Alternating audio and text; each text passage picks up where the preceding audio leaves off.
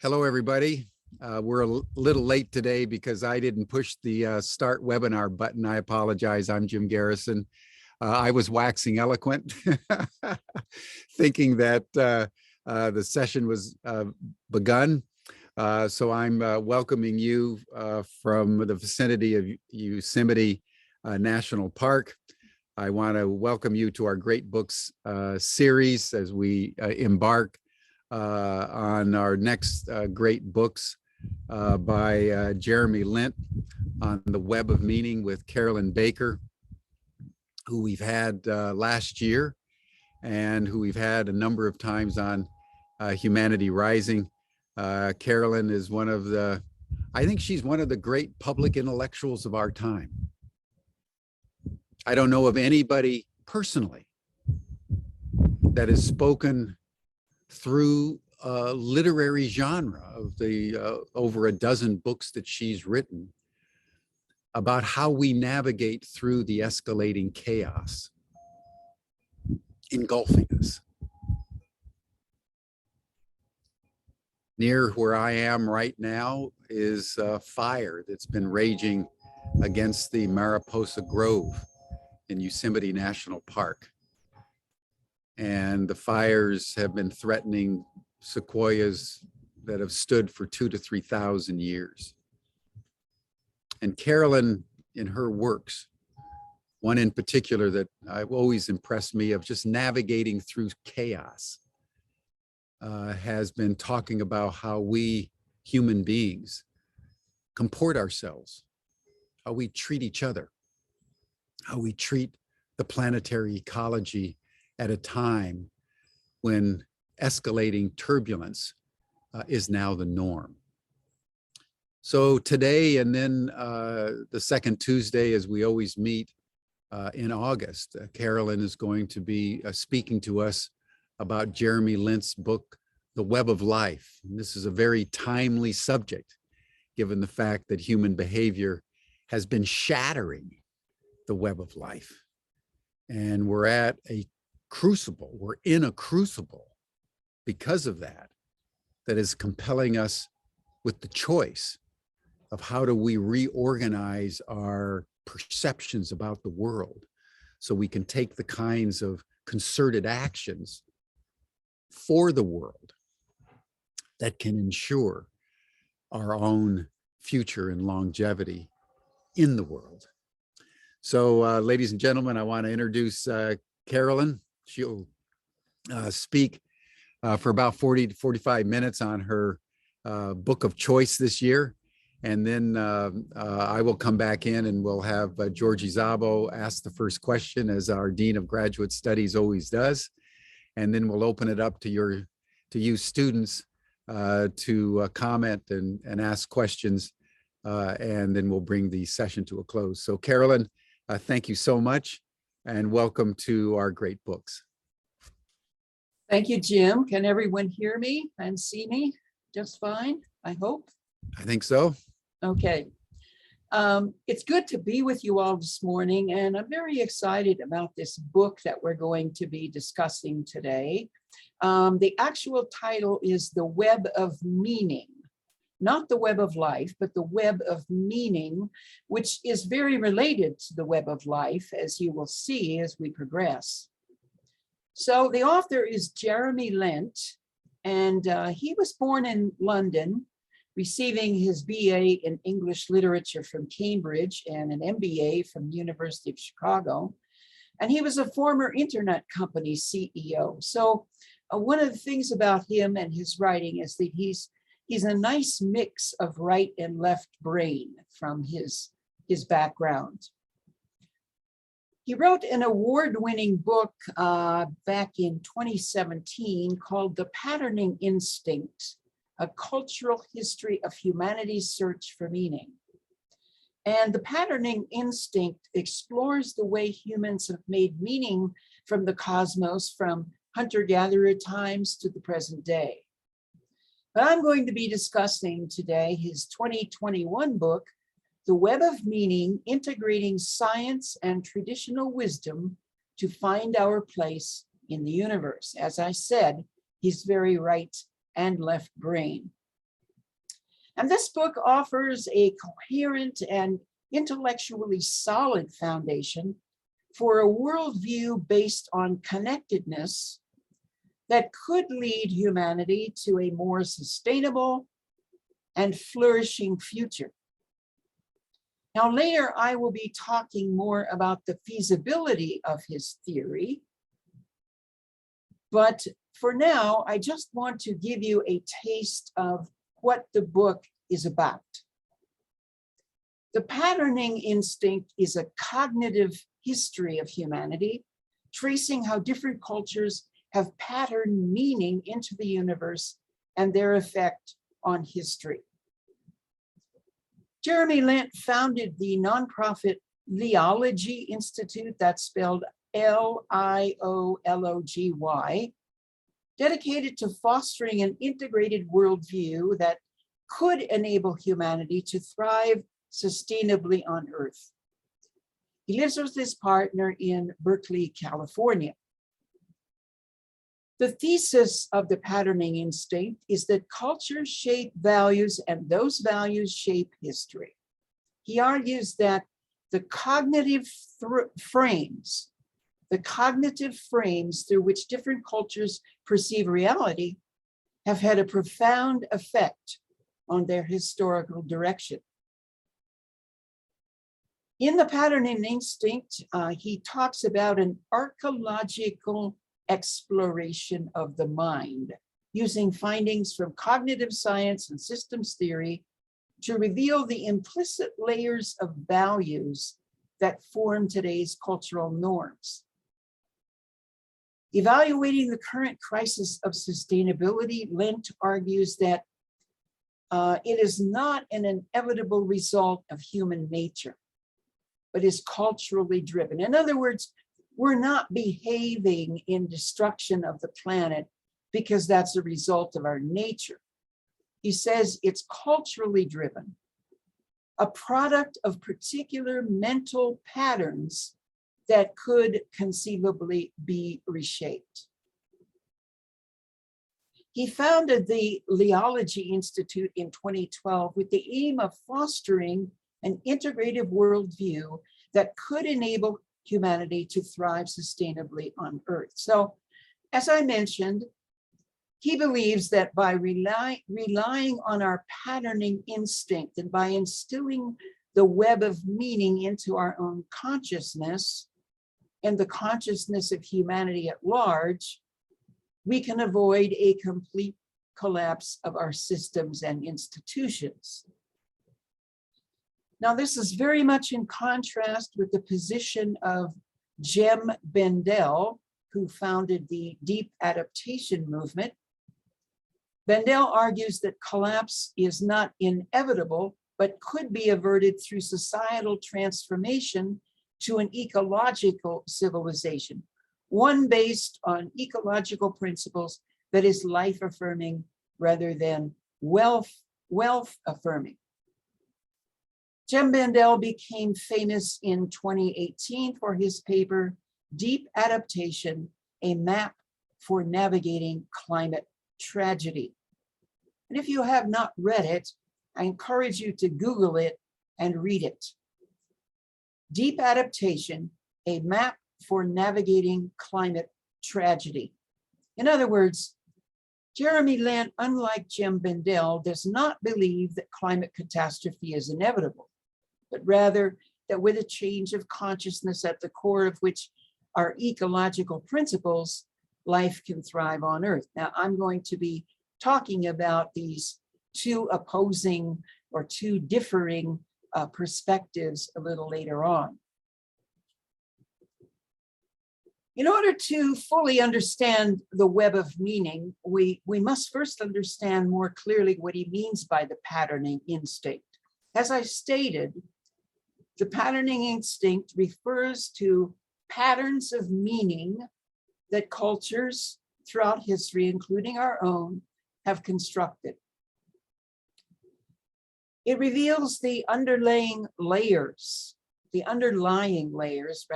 of our current dominant culture that is rapidly driving us to destruction. Cognitive neuroscientists tell us that the prefrontal cortex of the brain is the most interconnected part of the brain. And one of its primary functions is to make sense of all the inputs it receives from other parts of the nervous system. The senses, primary emotions, feelings, and memories. So according to Lent, we develop over time a pattern detector. And one important way the prefrontal cortex does this is to detect patterns in what we receive. What's new, what's recurrent, what's important, what correlates with something else. Out of these patterns, as infants, we begin to make sense of our surroundings, recognizing family members, picking up on speech formations, and gradually learning to become members of our community. As we grow older, we continue to rely on our prefrontal cortex to make meaning of all the different events we experience and to construct models for how to live our lives. The patterning instinct deserves to be called an instinct because it emerges in human behavior at the earliest stages of development, well before any cultural learning has taken place. In fact, this instinct is what's responsible for an infant's ability to engage in cultural learning. Now, it sounds like this instinct might be able to save us from destroying ourselves and our planet. Lent argues that while Eastern and Indigenous worldviews have valued the interconnectedness of life, Western civilization has been permeated with a sense of disconnection and isolation.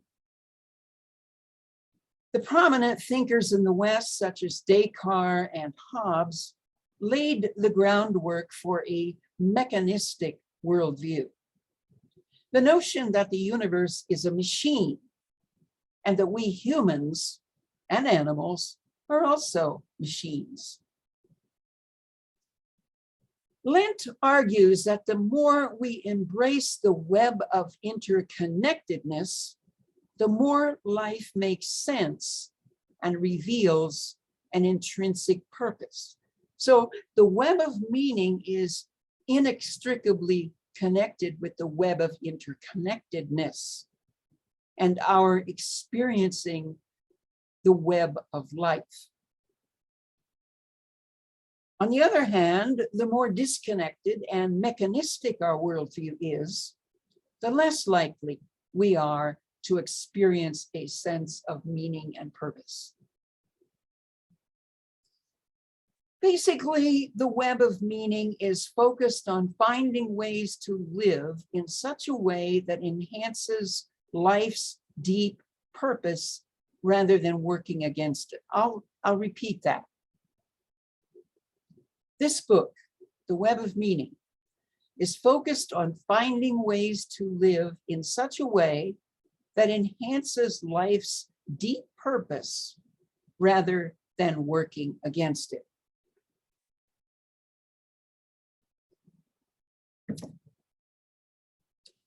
One of the ways that we do this, according to Lent, is to fulfill our true nature as the world's great spiritual traditions have taught us. As we work to fulfill our true nature, we're not going to live in a state of bliss, but rather, even as we navigate what the Buddhists call dukkha, the broad array of afflictive experiences that are part of our existence, Lent says that, quote, we can experience sukha, which is a sense of lasting well-being that underlies and infuses all emotional states, unquote. I'll repeat that as well. That as we navigate dukkha, as the Buddhists call the array of afflictive experiences that are part of our existence, we can, he says, experience sukha, which is a sense of lasting well-being that underlies and infuses all of our emotional states. Now, as a matter of fact, Aristotle talked about two forms of happiness. One he called hedonia, and another he called eudaimonia. Hedonia is spelled Hedonia, and eudaimonia is spelled Eudaimonia.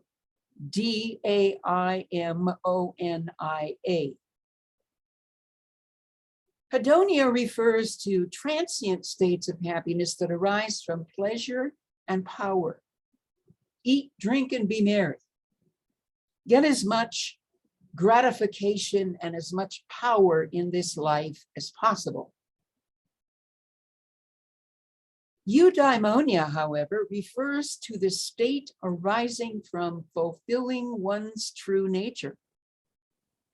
It's this focus on fulfilling our true nature, according to Aristotle, that can allow us to flourish even in the face of adversity. One activity that enhances the state of eudaimonia is intimate connection with nature, particularly when our sense of awe is stirred. It's being in the presence of something vast, something greater than ourselves and our own limited existence. Now, of course, meditation, art, and creative expression can also enhance our sense of awe. If you really want to have your sense of awe stimulated this week, take a look at the images coming back from the Webb telescope. And as you ponder these images, let them permeate your nervous system, your body, as well as your mind, because they are truly awesome and jaw-dropping at the very least. Now, as we savor purpose and meaning, it goes to follow quite naturally that our desire to live and enhance interconnectedness is also deepened. Lent mentions 4 values that are shared by indigenous peoples around the world, which, as we live with the web of meaning and the web of life, this can become more of our lived experience. But it's not something we're taught, not something we're raised with, something we have to learn and practice. These 4 values have been identified by Comanche social activist LaDonna Harris as the 4 R's. That's as in the letter R. The 4 R's of deep interconnectedness. They are relationship, responsibility, reciprocity, and redistribution. Relationship is a kinship obligation, recognizing not just in the family, but with all living beings, the notion that we are all related. You'll hear in indigenous writing and speaking, all our relations. The Lakota say, mitakwiyasa, all my relations. Relationship is something that happens really from birth, that an indigenous person is deeply schooled, lovingly trained to be aware of the different relationships in his tribe and her clan.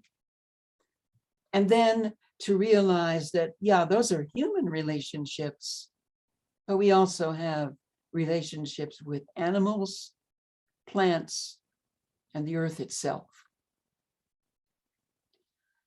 The second R is responsibility. Responsibility is the community obligation to nurture and care for all my relations. We talk a lot about having lost a sense of the commons in Western culture. But you know, the commons was never innately a part of Western culture. Indigenous cultures, the commons is so built into you that it's very hard to lose. And these days, we are hard pressed to find it at all in industrially civilized cultures. Reciprocity is a sense of balance in terms of give and take. If you don't have what you need, I will help you, and the community will help us all figure out how you can get it. And when I don't have what I need, I know that you and the community will help me figure out how I can get what I need. And finally, redistribution is the obligation to share what one possesses, not just in terms of material wealth, but in terms of skills, time, and energy. So if I go off the reservation or leave the tribe and get an education, it's part of my obligation to bring back that learning to the tribe. Even if I go somewhere else and, you know, move to the city and start my own business or whatever, still my obligation to share what I possess on many, many different levels. Now, there are some great thinkers who have praised the web of meaning, and I'd like to cite some of those folks because I think it's worth noting their intellectual prestige and esteem, and then bowing, in a sense, to Lent's web of meaning. I will just mention, first of all, Phyllis Cream, who's the director of research at University College in London. She writes that Lent explores how the ancient Oriental wisdom posited that everything is energy. And the only way to find a deep and lasting well-being is to be in tune with the whole, both inner and outer. The ancient Chinese philosophies and indigenous peoples have a wisdom about how to live meaningfully that our modern society denies. Lent urges us to be true to our deepest sense of ourselves and to cultivate the inner harmony that comes from fully embracing all of life experience. Another notable person in the academic world, Daniel Christian Wahl, W-A-H-L, works internationally as a consultant and educator in regenerative development, whole systems design, and transformative innovation. In reviewing the web of meaning, he writes, quote, "The prevailing worldview has passed its expiration date. It was formed in 17th century Europe and is based on a series of flawed myths that have been superseded by modern findings in science. It is causing enormous, unnecessary suffering throughout the globe and driving our civilization toward collapse.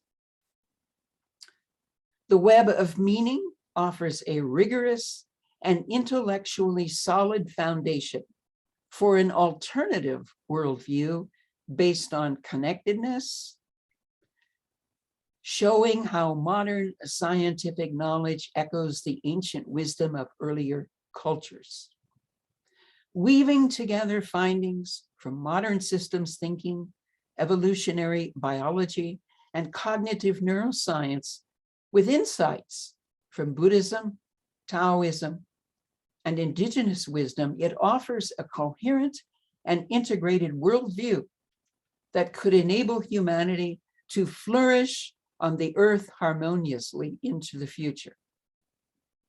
Unquote. So really, this book presents a new story of meaning, pointing to a central core of wisdom that people have known throughout history, but was obliterated by the mainstream European tradition. The understanding that at the deepest levels, we are all connected. And it lays out the framework for a new integrated global consciousness based on an underlying and all-infusing recognition of connectedness within ourselves, within other humans, and with the entire natural world.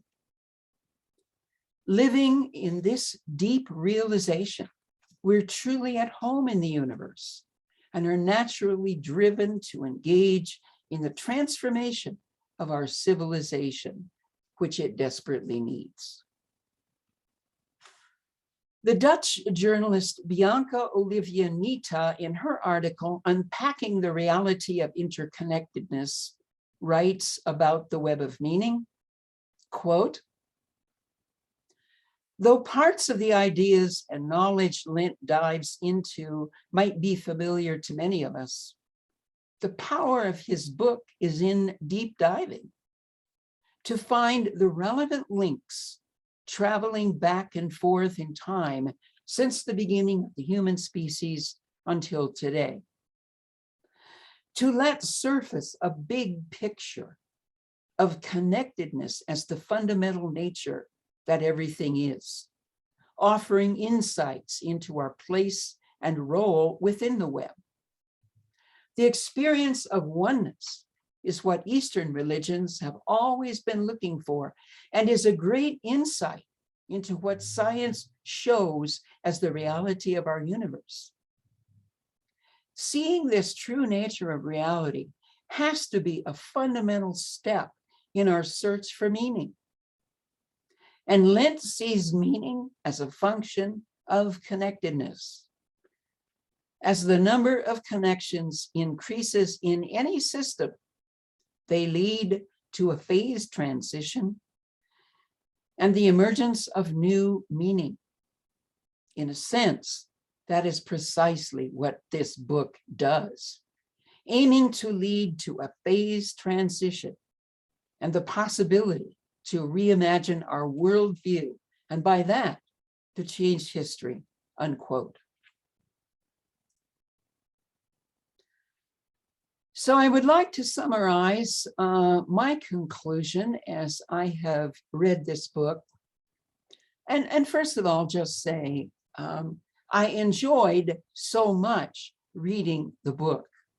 And I believe that students of our planetary predicament and students of oneness and wholeness, such as all of you are, will deeply enjoy this book.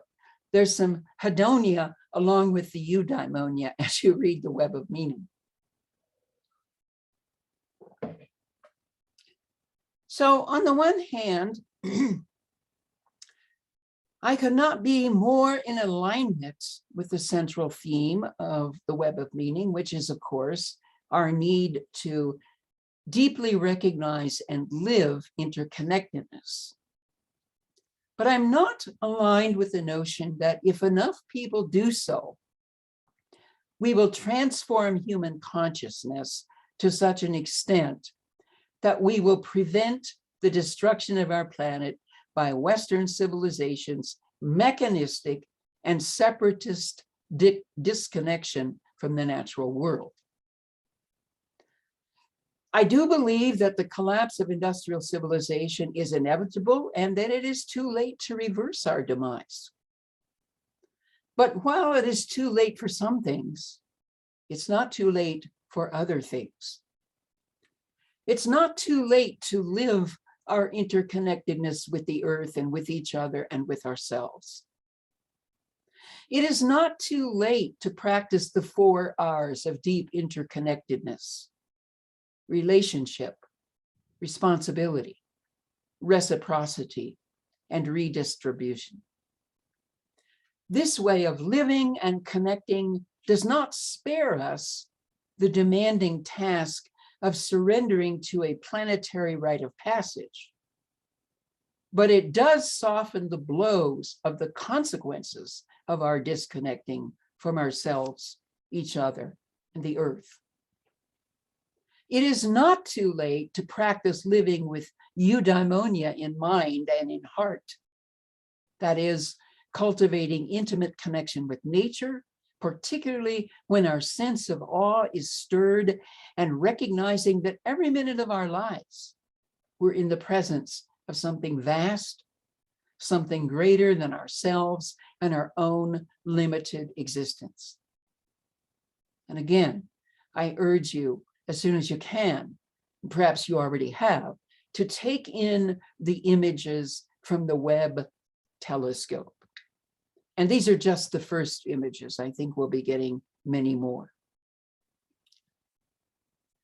In 2009, I published my first book on global collapse, which was entitled Sacred Demise: Walking the Spiritual Path of Industrial Civilization's Collapse. When our intention is to immerse ourselves in the web of meaning, we begin to experience increasing eudaimonia, even as cultures and systems, and even as the planet itself increasingly unravel. And I'd like to close with a short meditation from our beloved friend, Joanna Macy. But in order to do this, I'd like us to just take a couple of minutes to put aside the pen and paper, put aside the intellectual deliberation that we have done this morning, and just sit quietly, getting comfortable in our chairs or wherever we are,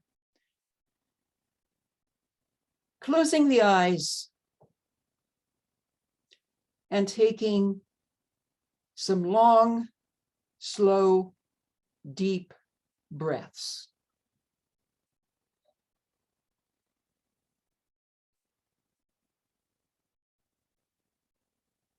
Treasuring the air that we take in and that we release.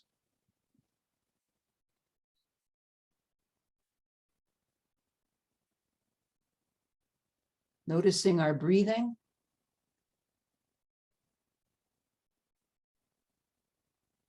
Noticing our heartbeat.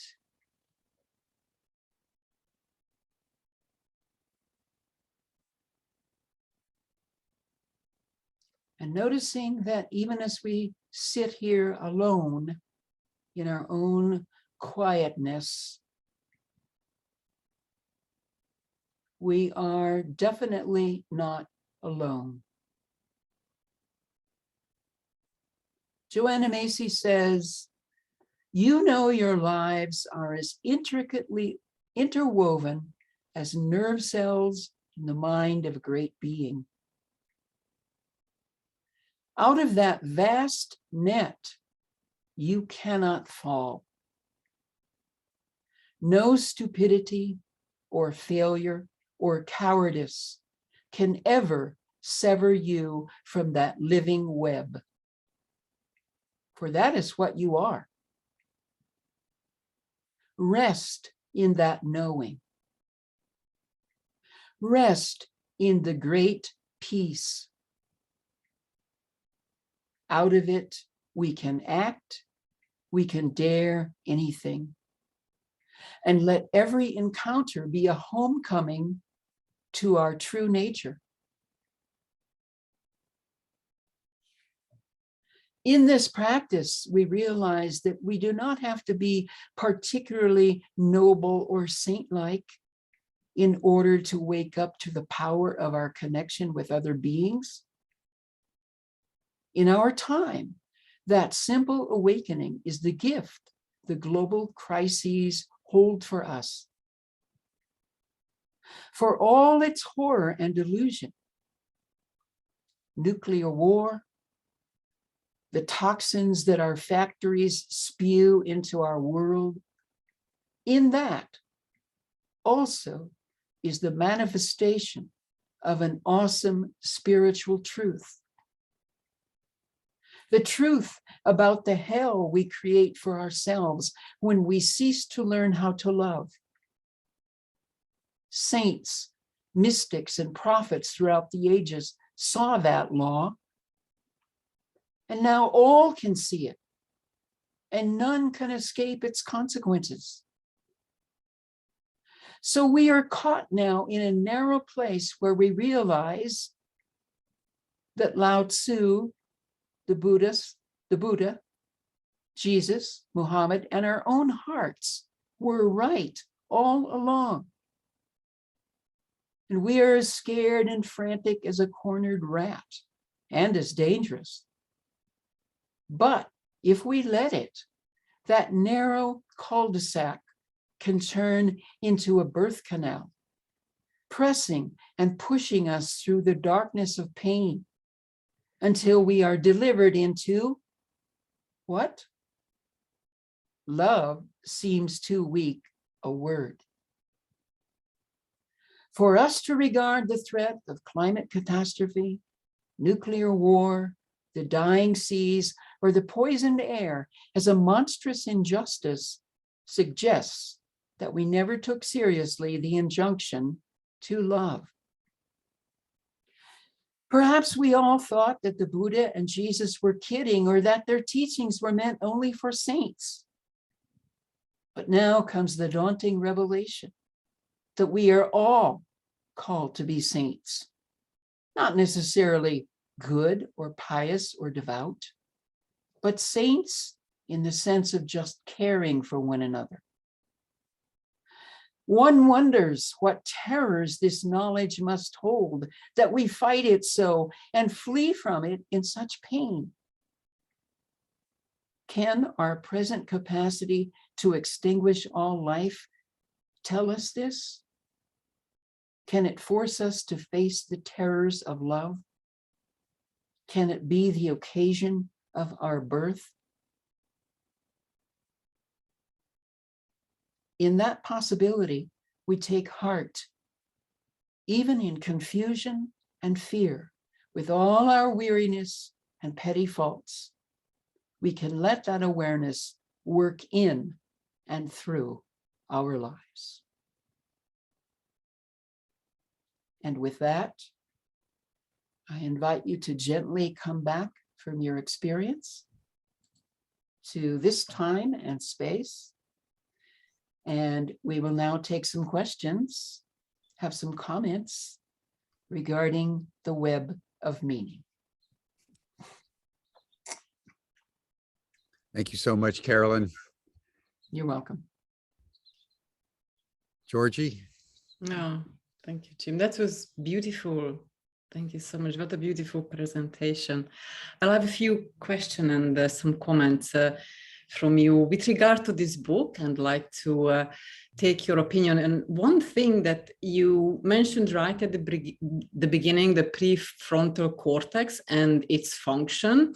Mm-hmm. I recently read somewhere that the prefrontal cortex is responsible for abstract thinking, which apparently animals don't possess. Well, that's what humans think anyway. Right. So the abstract thinking is really kind of like induces that that way of presumption that what may or may not happen in the future. Mm-hmm. Right? So this actually can pose quite a lot of advantage to really potentially foresee what could happen, right? But also it induces fear as well. So I was actually thinking that when just really observing this whole notion of the abstract thinking, that this incorrect worldview we have, well, not everybody, but most of us really, hence we are where we are. Could it be actually based on that our abstract thinking, the prefrontal cortex, is its functionality is really inducing fear, that our arrogance of like we're so much more important than our next door neighbor and anybody else basically on this planet, including animals and Right. and whatever and whoever, and the fear of really not knowing who we are. So what do you think? Do you think that this ability we are given, this abstract thinking, could be responsible for this incorrect worldview? I think, yeah, I think there are many gifts that we are given as human beings that can be distorted over time. You know, that can work against us if they are not revered and used properly. And so, you know, the gift of science, you know, it's wonderful that humans in the 17th century were able to cast off the superstition of, you know, centuries of medieval thinking and, you know, fear of the physical world. It's wonderful that these scientists made the discoveries that they did. And with that ability is also the ability to become very attached, to become very egocentric, to say, look what I have done. This must mean that the mind is triumphant over everything. You know, Descartes said, I think, therefore I am. Really? You know, because I can think, I exist, you know, so it only went so far. And in only going so far and throwing out any deeper philosophical considerations, it became distorted. And then it served to distort humans and cause humans to distort everything they touched. So with this great gift of abstract thinking is also within that gift, the seeds of our demise. Absolutely. Because it is limited, right? Yes. Because we Yes. kind of like think that these are the potentialities that may happen, but in fact, most of the time something else happens because we know the possibilities are infinite. Right, right. So, and then instead of really listening to our intuition and our heart, we really more focus on abstract thinking, and then our ego and probably lots of other things as well. Well, Descartes in his day and scientists today would probably say, what intuition? Exactly. What heart? Oh yeah, the heart is this organ I have in my body, and you know, I get blood pressure tests all the time from my physician, and you know, you know the story. Yeah, and what about the gut feeling? Who cares? Right, exactly. Yeah, exactly. So what do you think, how does this book differ to any other books that's written on similar subject? Because especially the past 2 decades, I would say that the more books coming out concerning really looking at the scientific points of views and the old paradigm way of thinking and interconnectedness and a oneness. So what do you think this book gives more than any other book? What is its unique message? Well, I think he traces, historically, he traces how the thinking of humans has changed. The perspective has changed over the centuries and millennia, and how we moved away from this indigenous earth-based way of thinking into, you know, what has become meaninglessness and why we need meaning. Yeah. He really clarifies why we absolutely have to have, humans have to make sense. We have to have meaning. Yeah. You know, Whatever. and of course, Viktor Frankl discovered this firsthand on a very cerebral, biological level as a prisoner in Auschwitz, and making meaning is what got him through. Mm, mm. Yes, absolutely. So how did you find this book? Why this book? Why did you choose this book? Well, I have this friend who is always creating what he likes to call radical mischief. His name is Andrew Harvey. Oh yeah, we know him a bit. Oh yeah, just a bit. And Andrew said, you have to read this book. And I said, why should I read this book? I've got so many other books, you know, and he said, because you really, it's so you really have to read it. And so I did, and I got really hooked on it. Like I said, I disagree with his ultimate conclusion, but everything else in the book is beautiful and juicy and delicious. Wonderful. Thank you so much for your presentation. Now over to you, Jim, and to our attendees. Thank you, Georgie, as always. And I want to see the hands go up of our doctoral students in particular, but of course, anybody who's on the call, because I know there's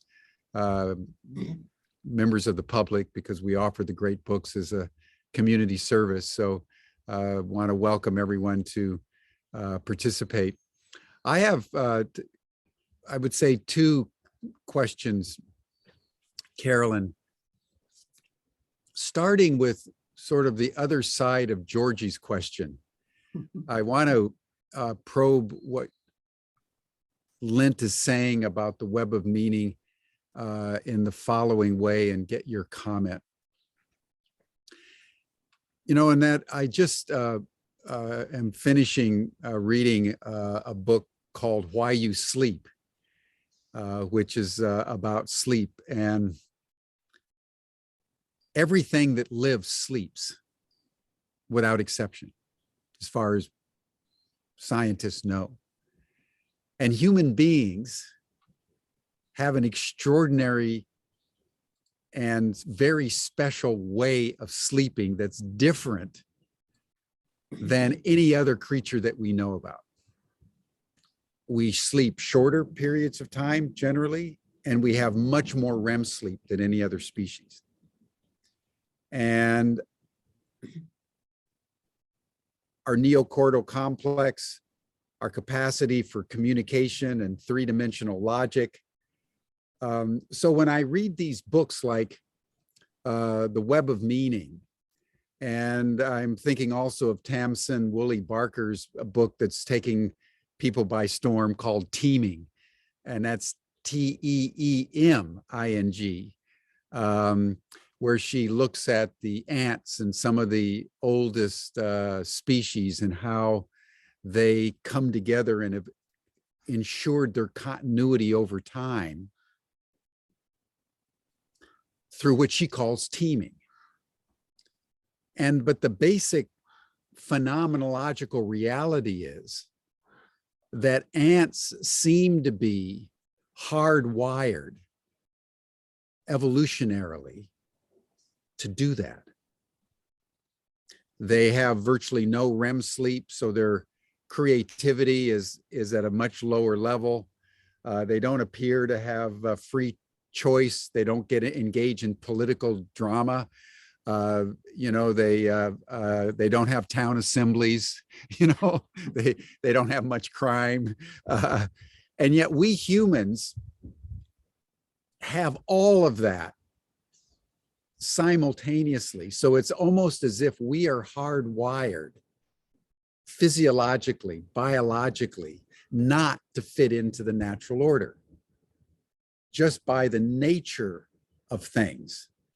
And if you read, you know, the anthropologies of indigenous peoples, you know, they, in many cases, are very destructive of nature. You know, when the Aboriginals went into Australia, for example, they killed off all the higher mammals.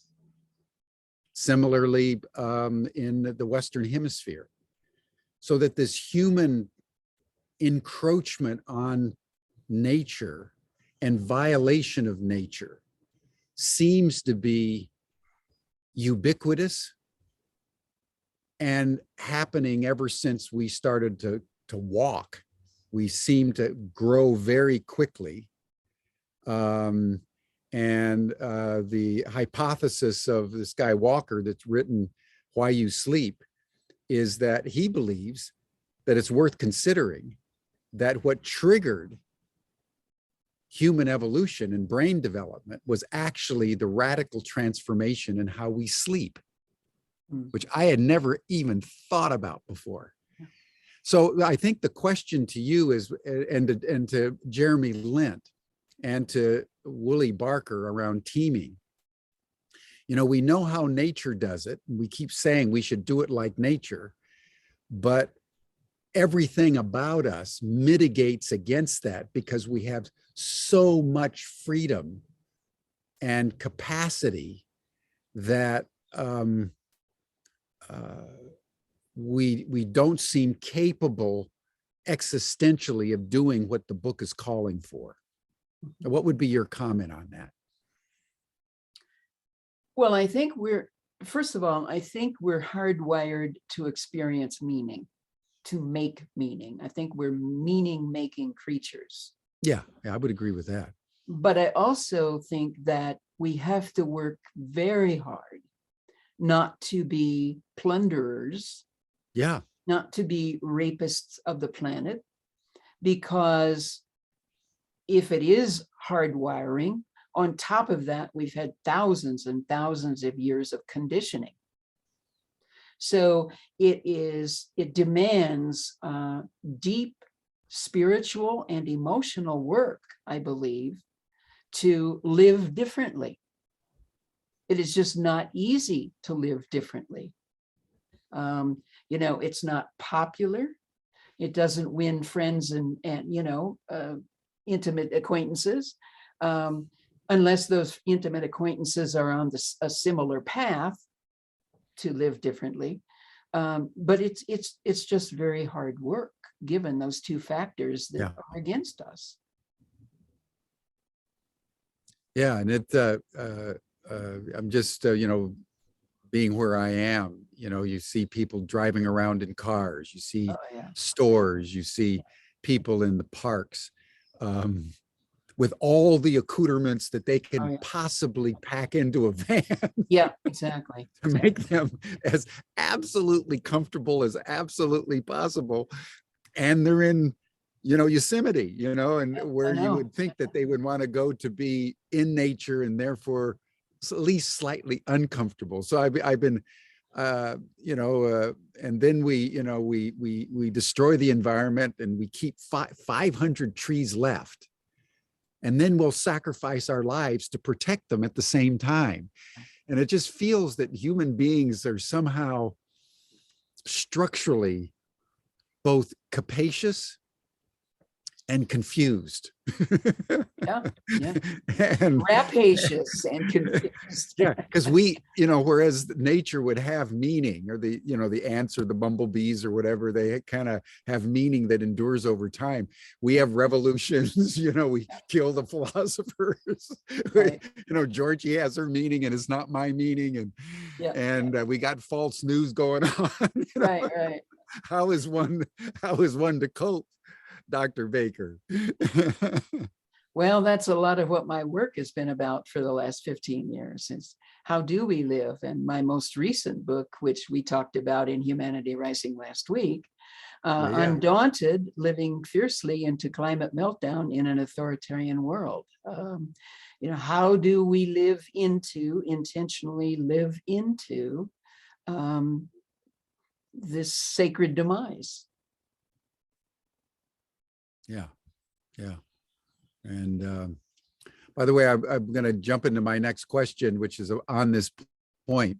But I'd like to see the hands go up of all of our students and anyone else who wants to make questions, because that's very important. Juju has just put up her hand. Why don't you, let's see, I can promote you. Just a second here. Allow to talk. talking permitted. So why don't you come on board Hi. here? There we go. Hello. Welcome. Hello, Miss Baker.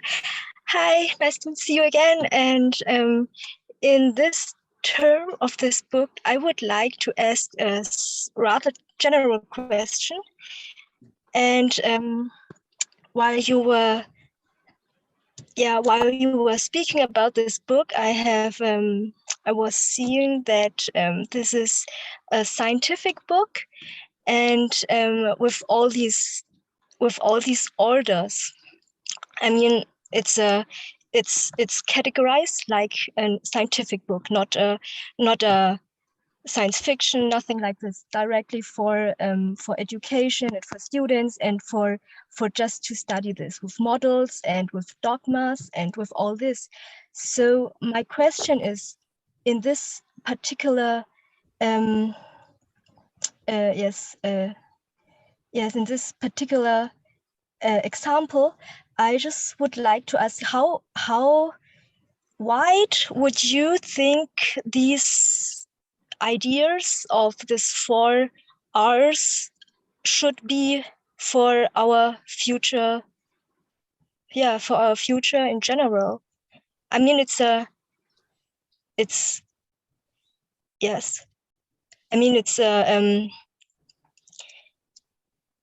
yeah, because it's written down, and it's very yes, it's very detailed and very clear, and but what do you think people in general should work with this? Should we see this as very stiff, or should we just leave it a little bit wider, or in which I think that your question, correct me if I'm wrong, but I think that your question is, why should we embrace the 4 R's and live accordingly? Yeah, I think that's what she's trying to get at generally, or whether there's broader frameworks for the human community at this point. Yeah. Well, I would just say, first of all, that Indigenous people have embraced the 4 R's for thousands of years because they work.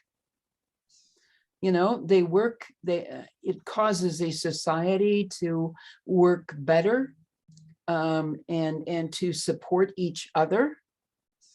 And so it's very practical. And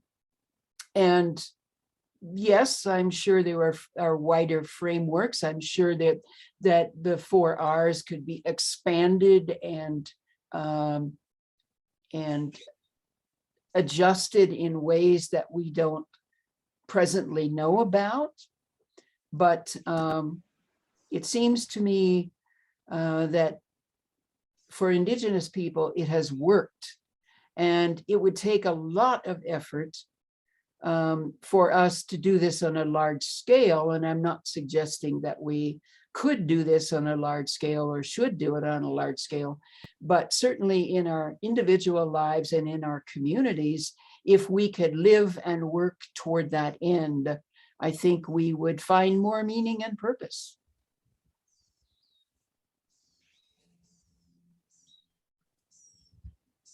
Good, thank you.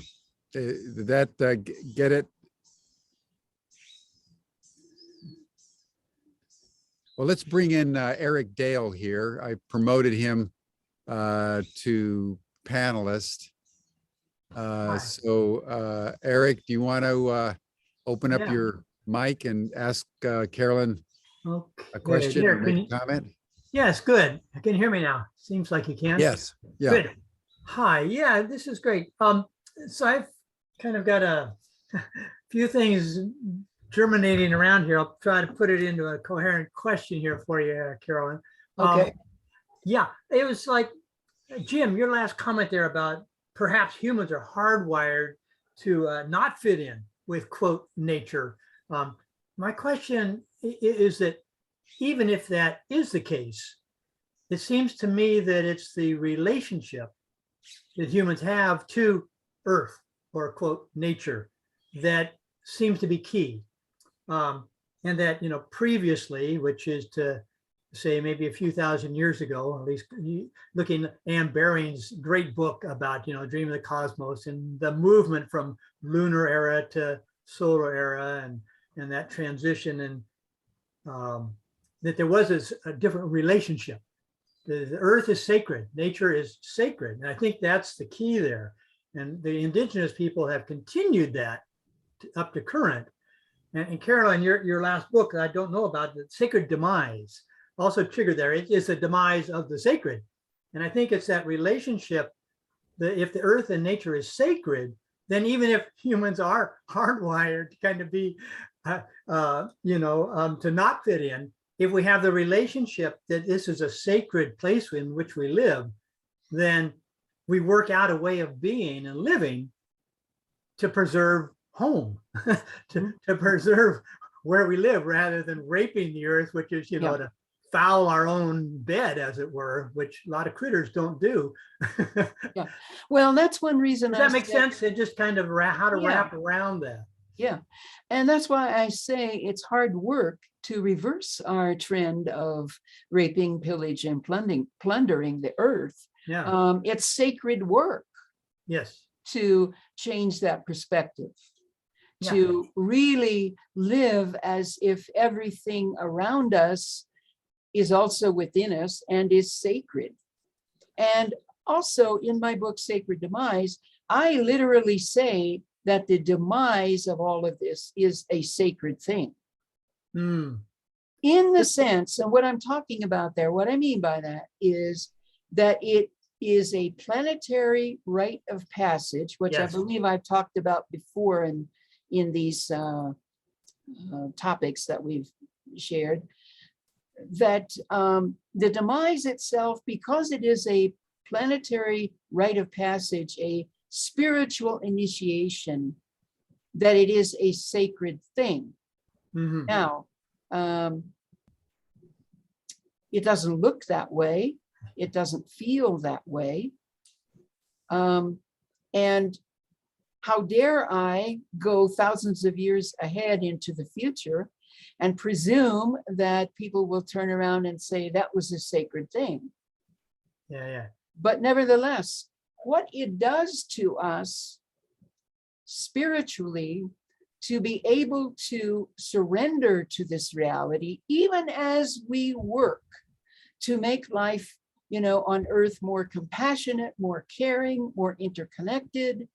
The demise is also part of a divine design, I believe. Yeah. It reminds me, thank you, that's great, I love that. It reminds me of our dear colleague and friend who's just passed, Will Tagle. He talked about Earth on a Vision Quest, which is exactly what you're talking about here. Yes, that it is. It is a sacred thing going on. The Earth itself. Yeah. It is. And so then the question becomes, how do we then fit within it as part of and not separate from? And that raises another question I had, if I can quick throw it out, is that I think, and I don't know because I haven't read Lent's book here, but I think what's key here, and again, you're talking about the sacred dynamic of this, it's more than just scientific knowledge and know-how, even about the new sciences, right? There's a tendency, I think, within people who embrace the new sciences to think, well, science will solve it. And leaving out that there's spiritual, sacred dimension to it, which is, I think, key if we're going to move through this. Well, I would highly recommend, and I don't know if you've ever had Paul Levy on these talks, but Paul Levy is a psychologist and Buddhist practitioner in the Portland area. And he's written a wonderful book called The Quantum Revelation, which I highly recommend. Highly recommend. The Quantum Revelation, which is the bringing together of deep spirituality and quantum physics Uh-huh. and what quantum physics reveals to us about reality. Yeah, yeah. Yeah. Thank you. Sure. Thank you, Eric, Yeah. so much. Let me just throw in something, Carolyn, just to get your response, which if I had to pick the most plausible explanation in my mind, not being nearly as erudite or learned as you on these matters, for why human beings don't seem to be able to engage in whether it's the web of meaning or harmony with the environment or harmony with each other's. I think that the theory that we have been tampered with in ancient times by extraterrestrial civilizations makes a lot of sense to me. Mhm. It doesn't feel intuitively correct to me that we were in nature and we kind of fell out of nature very naturally and so forth and so on. Many of the collective mythologies, the Sumerian mythology, the Indian mythology, Chinese mythology, Mesoamerican mythologies have a memory, a collective memory, both of the flood. It's very interesting that the collective memory of our species in deep primordial time is around two things: a flood and extraterrestrial visitation that somehow impacted human beingness. And in the Sumerian mythologies, there's the image of extraterrestrials coming down, seeing kind of the humanoids, putting them into sort of serf-like worker bee conditions, conflict within the pantheon of the extraterrestrials, and then some that began to engage in recombinant DNA, genetic engineering of the human brain, and in particular that second chromosome that created a certain way that human beings then kind of became, that dramatically altered our relationship to the natural order and caused the beginnings of the quest, as Eric was just talking about. How do we get back to that which we were, but we are no longer? And I don't know whether you've ever entertained this kind of speculation, but it feels to me that humans have been tampered with. I don't see another plausible explanation for the present predicament. Genetically tampered with by extraterrestrials. And there's the mythological history and collective memory, particularly in the Sumerian tradition, supports this. There are And some so people who similarly in India. But what do you think about all that? I don't know. It's not something I've delved into. There are some people who would say that's still happening. Yeah. But that's not an area of expertise, but perhaps it should, of my expertise, perhaps it should be something I look further into. It makes sense to me. Yeah. Certainly does. I wouldn't argue with it. Well, if any of you are on Gaia, you subscribe to Gaia, there's a series, about 36 module series called Ancient Civilizations.